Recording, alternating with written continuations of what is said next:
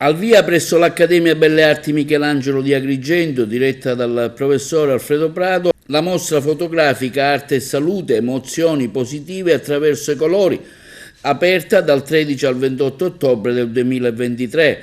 Tra i diversi tipi di medicina alternativa non invasiva, la cromoterapia, psicologia del colore, riveste un rilevante ruolo. I colori infatti hanno il potere di rilassarci, stimolarci e anche calmarci.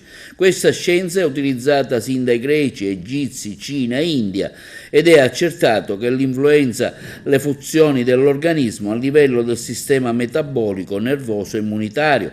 La mostra consta di 30 pannelli fotografici e si prefigge di offrire all'osservatore sensazioni positive. La mostra, ingresso libero, è visitabile dal lunedì al venerdì dalle 9 alle 12 e dalle 17 alle 19, dal 13 al 28 ottobre 2023.